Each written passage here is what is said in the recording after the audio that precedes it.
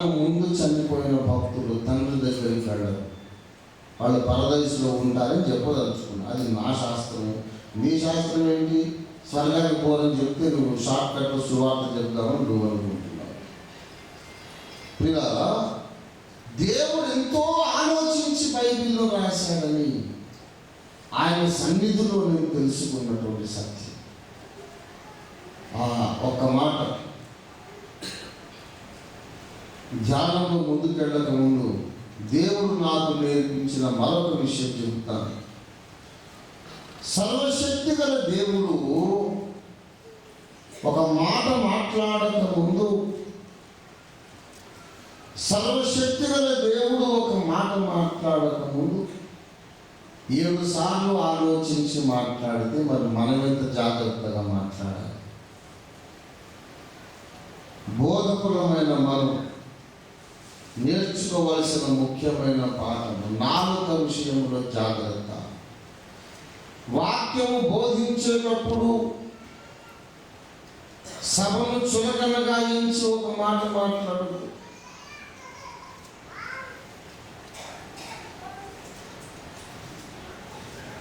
చాలా మంది బోధకులను గమనిస్తుంటారు, సభకి చాలా చులకనగా ఎంచి మాట్లాడతారు. అంటే వాళ్ళందరూ ఎదురోళ్ళు అయిపోయి కింద కూర్చున్నారు, నేనేదో మహా మేధావిని కాబట్టి నాకు మైక్ ఇచ్చారు అనుకుంటున్నారు అన్నమాట. చాలా కాలం కిందట వాక్యం ఎక్కువయ్యా అని నేను అబ్బాయి మైక్ ఇస్తే చెప్పిందే చెప్తున్నాడు. చెప్పిన అంటే ఓసిరన్నలాగా మాట్లాడాలని ఒక తాపత్రయం. నేను ఆగి మెల్లిమెల్లిగా మాట్లాడుతున్నాను. ఎందుకంటే నచ్చుందని కాదు, ఆలోచించుకోవడానికి అవసరమైన డెప్త్ అక్కడ ఉంది కనుక మీరు సాలోచనగా వింటారు అని ఆలోచన టైం ఇస్తూ మెల్లిగా మాట్లాడతాను నేను. ఆ మధ్య టైంలో మీరు కొంచెం పిక్చరైజ్ చేసుకుంటారు, ఆలోచించుకుంటారు ఊహాలోకంలో అని. కానీ ఆ సోదరుడేమో అక్కడ డెప్త్ ఏమి లేకపోయినా అట్లా ఆగాయని మాట్లాడితే ఇది కూడా మంచి ప్రసంగం అనుకుంటారు. చెప్పిందే చెప్తున్నాడు, చెప్పిందే 30 సార్లు చెప్పాడు, అలా చూస్తున్నారు. మరి ఏం చేయలేక చెప్పిన అర్థమైందా? అలా చూస్తున్నాడు, వెలుమోగాలు వేసుకొని. ఆ వెనుక వచ్చిన ఒక పెద్ద మనిషి, ఎవరి వెలుమోగం? నువ్వే వెలుమోగం. మన సంఘంలో అదాపే కేంద్ర సంఘంలో జరిగిన విషయం. ఎవరి వెలుమోగం? నువ్వే వెలుమోగం అని. చూసారా? సభను గౌరవించి మాట్లాడాలి. సభా మర్యాద. కూర్చున్న వాళ్ళు నాకన్నా గొప్పవాళ్ళు, కూర్చున్న వాళ్ళు నాకంటే జ్ఞానులు, వింటున్న వాళ్ళు నాకంటే పరిశుద్ధత ప్రార్థనా జీవితం కలిగిన వారు, నేను వాళ్ళ కాళ్ళు కడగవలసిన వాడిని అనుకొని మాట్లాడాలి. అప్పుడు మన మాటలో రుచి, ఆకర్షణ వస్తుంది. హృదయము నిండా ఎదుటి వాళ్ళ మీద ప్రేమ, గౌరవం, అభిమానం ఉన్నప్పుడు మాటలో రుచి వస్తుంది. నేనేదో మేధావిని వాడిలో చదవడానికి కూడా మాట్లాడితే నోరు సాగుతుంది. కొంతమంది పలుకకూడని అపవిత్రమైన మాటలు, చెడ్డ మాటలు, వల్గర్గా ఉండే ఒక అపవిత్రమైనటువంటి హాస్యోక్తి, పరిహాసము, అపహాస్యం, ఇవన్నీ బోధకుల్లో ఉండే అవలక్షణాలు. We have to control our tongue. మన నాలుక చాలా జాగ్రత్తగా మనం కాపాడుకోవాలి. ప్రియ బోధకులారా, సహదాసులారా, ఒక మాట జ్ఞాపకం చేస్తాను. మనం ఎన్ని మర్మములు నేర్చుకున్నా, గ్రహించినా, ఎన్ని మర్మాలు ప్రకటించినా, మన నాలుకను మనం అదుపు చేసుకోకపోతే మన బోధ వ్యర్థము, సేవ వ్యర్థము. యాకోబు రాసిన పత్రిక 1వ అధ్యాయం 26వ వచనం, ఎవడైనా నోటికి కళ్ళెము పెట్టుకొనక తన హృదయమును మోసపరచుకొనొచ్చు, భక్తి గలవాడని అనుకున్న ఎడల వాడి భక్తి వ్యర్థమే. యాకోబు 3:2, ఎవడైనా మాట యందు తప్పని ఎడల అట్టివాడు లోపము లేని వాడై తన సర్వ శరీరమును స్వాధీనమందించుకున్నాడు. చాలా మంది బోధకులు చులకనగా నోరు జారి దూషణ మాటలు మాట్లాడడం మనం గమనిస్తున్నాం. కనుక దేవుడు మనకు మంచి మాదిరి. మనకి ఎఫెసీయులు 1:1 ఏం చెప్పారండి? ప్రియులైన పిల్లల వలె దేవుని పోలి నడుచుకోడు. దేవుని పోలి ఈ విషయంలో కూడా నడుచుకుంటాం. దేవుని మాటలు 7 మార్లు మట్టి మూసలో కరిగి ఊదబడిన వెండి అంత పవిత్రము. దేవుడు నాకు నేర్పించిన సత్యం బాబు, నేను మాట్లాడేటప్పుడు 7 సార్లు సర్వజ్ఞానిని నేను ఆలోచించుకుంటే, నీవు నరమాత్రుడవు కదా, నీవెన్నిసార్లు ఆలోచించుకోవాలి? 70 సార్లు ఆలోచించాలి. 70 సార్లు ఆలోచించాలి అంటే అసలు మాట్లాడమే తప్పైపోతుంది.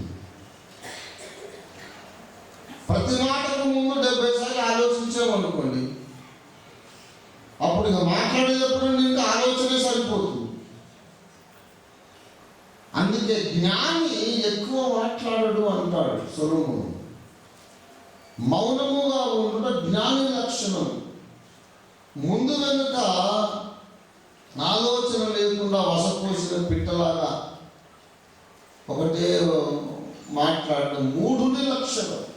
ప్రసంగి గ్రంథం 6వ అధ్యాయం 11వ వచనం చూడండి.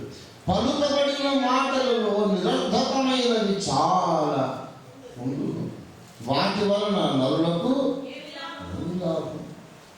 రోజంతా మనం మాట్లాడిన మాటలు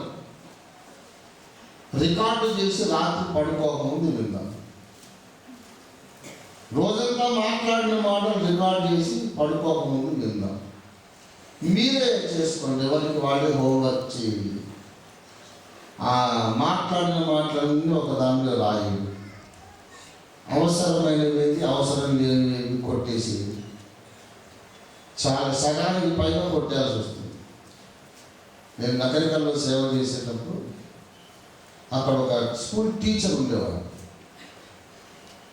ఆయన పేరు మూగి నరసింహారెడ్డి గారు అని. మూగ నరసింహారెడ్డి ఎక్కాను.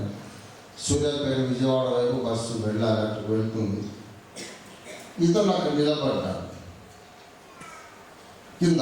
నేను బస్సులో ఉన్నా, విండో సీట్లో. ఈలోపుగా నన్ను కలుసుకోవడానికి ఎవరు ఊరంతా తిరిగి ఆఖరి బస్ స్టాండ్కి వచ్చారు. బస్లో నేనున్నాను, కింద వాళ్ళు ఉన్నారు. నరసింహారెడ్డి గారు చూస్తున్నాను.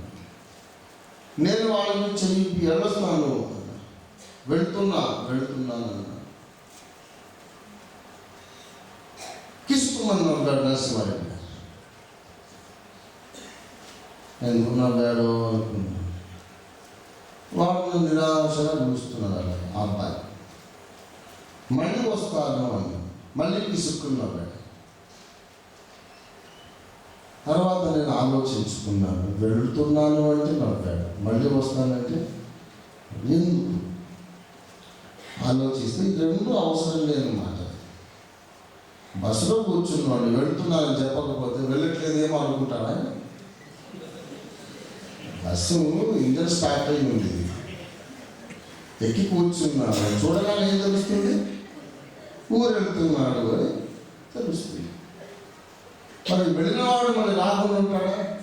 ఇల్లు ఇక్కడైనా సంఘం ఇక్కడైనా. ఈ 2 అక్కర్లేని మాటలు. ఆ లెక్క మీరు రోజంతా మాట్లాడిన మాటలు ఎన్ని అవసరము ఎన్ని అనవసరం అంటే అసలు ఒట్టి చెత్త మాటలే ఎక్కువ. నన్ను క్షమించండి, అది లేదు. పలుకబడిన వాటిలో వ్యర్థమైన మాటలు అని అన్నాడు సొలొమోను. వ్యర్థము అనేది సంస్కృతం, చెత్త అనేది తెలుగు మాట. వ్యర్థ పదార్థములను తెలుగులో ఏమంటారు? చెత్త అంటారు. గనుక ప్రియులారా, దేవుడే అంత ఆలోచనగా మాట్లాడుతుంటే మరి మనం ముందు వెనక ఆలోచించినప్పుడు ప్రసంగం చేసేటప్పుడు ఎంత జాగ్రత్తగా ఉండాలి.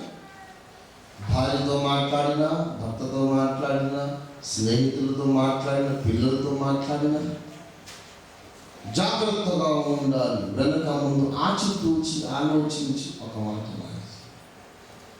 సరే, దేవుని గ్రంథంలోకి వద్దాము. దేవుని మాటలతో ఏమీ చేర్చకము, ఏమీయో తీసివేయకమన్నాడు. సామెతల గ్రంథం 30వ అధ్యాయము 5వ వచనంలో దేవుని మాటలు ఉన్నట్లుగా ఉండని, ఏమీ చేర్చొద్దు, ఏమీ తీసదు. నేను నిజంగా చెబుతున్నానండి. 3వసారో 4వసారో బైబిల్ చదివేటప్పుడు ఆదికాండం మొదటి అధ్యాయాన్ని కొంచెం మార్చి ఎడిటింగ్ చేసి రాస్తే బాగుంటుందేమో అనుకున్నాను. నేను రాయగలనని కాదు, రాస్తానని కాదు, కొంచెం మారిస్తే బాగుంటుందని ఒక ఐడియా. 2వ రోజున ఆకాశ విశాలమును దేవుడు సృజించాడు. ఆకాశము ఖాళీగా ఉంది. 3వ దినాన భూమి మీద ఫలవృక్షములను సృజించాడు. 4వ దినమున సూర్య చంద్ర నక్షత్రాలను చేశాడు. 6 వేల కనబడగానే అక్కడ మొక్కలు మొలిపించాడు. కానీ ఆకాశ వైశాల్యమును చేయగానే మరి చుక్కలను అక్కడ పుట్టించలేదు. ఎందుకు? ఆర్డర్ వెనక ముందైంది. 4వ రోజు సూర్యుడిని సృష్టించాడు. మొదటి రోజు నుండి సంఘం పరలోకానికి వెళ్ళిపోతుంది. మహాశ్రమం వచ్చినప్పుడు ఈ భూమి మీద సంఘము ఉండదు అనేది పోదు. నేను చెప్పాను, శ్రమల కాలము రాకముందు సంఘం ఎత్తబడుతుంది అనడానికి బైబిల్ అంతట్లో ఒక్క ఆధారం కూడా లేదు. This is my challenge, anybody can come forward and talk to me అని చెప్పారు. ఎందుకు వస్తారు? ముందు వడితే ఎవరు తెలుస్తారండి. వాడు బడి చేస్తే కాలు చేస్తాడు, కాలు చేస్తే బడి చేస్తాడు. మొండోడండి తప్పించుకునే వ్యవహారం. మన దేశం మొదటి నుంచి నమ్మింది అంటే సత్యమేవ జయతే అని నమ్మిన మరి మొండియేవ జయతే ఎంత మొండోడైనా సత్యం అనేది గెలవాలి. ఈ సత్యం మీ దగ్గర ఉంటే రా, మొండోడైతేనే బండోడైతే రా మాట్లాడు. మొండోడు గెలుస్తారా, సత్యం గెలుస్తుందా? సత్యం లేదు కనుక భయం రాదు. పిల్లరా, అది మరి దారుణం. త్రిత్వము లేదు, దేవుడు ఒక్కడే అనేవాడికైనా కొన్ని లేఖనాధారాలు ఉంటే ఉండొచ్చు. ఈ 2వ రాకడ బోధ, ప్రీ ట్రిబ్యులేషన్ బోధకైతే అసలు ఎక్కడ ఆధారం లేదు, ఎక్కడ ఆధారం. వాళ్ళు చూపించే ఆధారములన్నీ లేఖనములు కాదు. లేఖనములకు వారు చెప్పుకున్న వ్యాఖ్యానమును ఆధారంగా చెబుతున్నారు. నేను చాలా కాలం కిందట 20 ఏళ్ల కిందట ప్రకటించాను, we want to conduct a workshop on eschatology. 2వ రాకడ సిద్ధాంత విషయంలో ప్రపంచ మేధావులు, ప్రపంచంలోని సంఘాల నాయకులందరూ వచ్చి ఒక వర్క్షాప్ లాగా కండక్ట్ చేయాలి. వర్క్షాప్ అంటే ఏంటంటే, మీకు తోచిన వాదన మీరు ముందు పెట్టండి, మా ముందు ఉంచండి.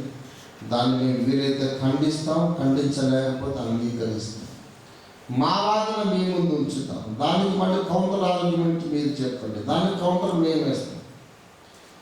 ఆఖరికి కౌంటర్ ఆర్గ్యుమెంట్ చేయలేనటువంటి స్థితికి మనం ఎప్పుడో చేరుకుంటాం. ఎంత ఆలోచించినా ఇది కౌంటర్ రాదు, వచనాలు దొరకవు. ఆ వాదముని మనం అందరం అంగీకరిద్దాం. అది థియలాజికల్ వర్క్షాప్ అని ప్రతిపాదిస్తే అంత సౌజన్యం ఎక్కడిది, అంత విశాల హృదయం ఎక్కడిది, అంత దమ్ము ధైర్యం ఎక్కడిది? సత్య శోధన కొరకు పూనుకునే ఆ కమిట్మెంట్, సమర్పణ ఎక్కడిది, ఎక్కడుంది చెప్పండి బోధకుల్లో? అంత శ్రమ కూడా పడతాడండి. తాతల నాటి నుండి మాకు ఒకటేదో నేర్పించారు, అది మేము చెప్పుకుంటాం. సరిపోయిన డబ్బులు మాకు వస్తానే ఉన్నాయి, మేము మా పిల్ల పాపలు సుఖంగా బ్రతుకుతున్నాం. ఇప్పుడు ఈ తలగాలికి ఎవరు పెట్టుకుంటాడు? ఆ దొరద ఎందుకు? నీకంత దొరదకుండా నువ్వు పెట్టుకో, నాకు అవసరం లేదు. పిల్లారా, రెండవ రాకడ విషయములు pre tribulations doctrine is 100% unscriptural without any scriptural foundation. లేఖన పునాది ఏమాత్రమూ లేనటువంటి బోధన ప్రీ ట్రిబ్యులేషన్ డాక్ట్రిన్. తెలియనప్పుడు నేను అదే చెప్పాను. నేను మొదటి నుంచి తప్పులు చేయనటువంటి సంపూర్ణుని నేను కాదు. తప్పులు చేసి దేవుడు మళ్ళీ గద్దించినప్పుడు నేర్చుకున్నా, దిద్దుకున్నాను, మార్చుకున్నాను. అందుకు నేను ఎంతో సంతోషిస్తున్నాను. భక్తుడు అనగా తప్పు చేయని వాడు కాదు, తప్పు దిద్దుకునే మనస్సు ఉన్నవాడు భక్తుడు. ఇలా తప్పు చేయని వాడు అంటే భక్తుడు కాదు, వాడు దేవుడు అనిపించుకుంటాడు. ప్రియ సహదాసులారా, ఈ రెండవ రాకడ గురించి కొంచెం ఆలోచన చేద్దాం. లోతు దినములలో జరిగినట్టు ఎంత వేగి సిద్ధాంతము, లోతు దినములలో జరిగినట్టు జరుగుతుందన్నాడు యేసయ్య. లోతు సొదొమను విడిచి వెళ్ళేదాకా అగ్నిగంధకాల వర్షం కురవలేదు. నోవహు దినములలో జరిగినట్టు జరుగుతుందన్నాడు యేసయ్య. నోవహు ఓడలోనికి వెళ్ళిన 7వ రోజు దాకా వర్షం రాలేదు. లోతు సేఫ్టీలోకి వెళ్ళిపోయాడు. నోవహు కుటుంబం క్షేమంలోకి వెళ్ళిపోయి తర్వాత దేవుని శిక్ష వచ్చింది. అలాగే మహాశ్రమల కాలం అంటే దేవుడి ఉగ్రతా కాలం. కాబట్టి మనం క్షేమంలోనికి ఎత్తబడిన తర్వాతనే దేవుడు తన కోపాగ్నిని భూమి మీద కుమ్మరిస్తాడు. ఇదంతా కవిత్వమే కానీ లేఖనం కాదు. అసలు మహాశ్రమల కాలము దేవుడి ఉగ్రత కాదు. మొట్టమొదలే గండ్రగొడ్డలి పెట్టి కొట్టేయాలి. ఆ ఫస్ట్ నోషన్లే. Great tribulation is not the wrath of God. ఉగ్రత కాదు. ఒక అన్యరాజు దేవుని ప్రజలను హింసించుట దేవుని ఉగ్రత అయితే, మరి మొదటి శతాబ్దంలో నీరో చక్రవర్తి హింసించాడు, అది ఉగ్రతేనా?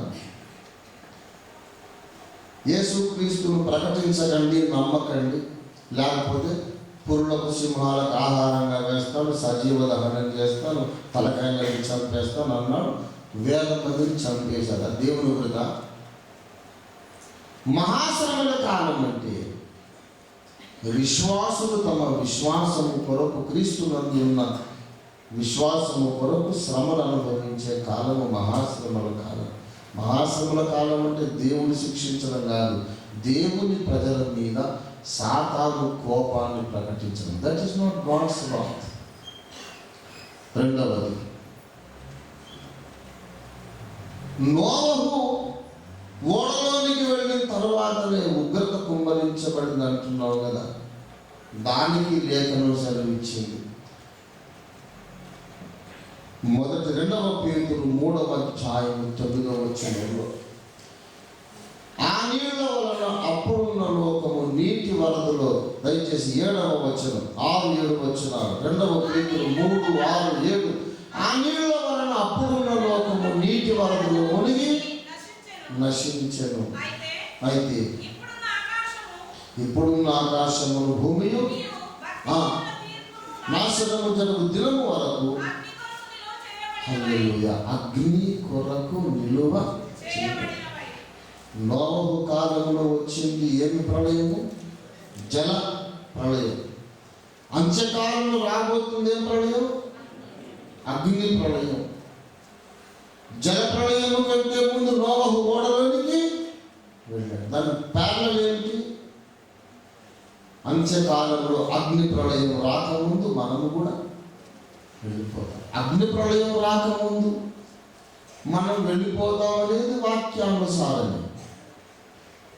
అగ్ని ప్రళయం అంటే అర్థం ఏంటి? పంచభూతములు వికటమైన వేణుతో లయమైపోవును, భూమియు దాని మీద ఉన్న కృత్యమును కాలిపోవును. 2 పేతురు 3, 6, 7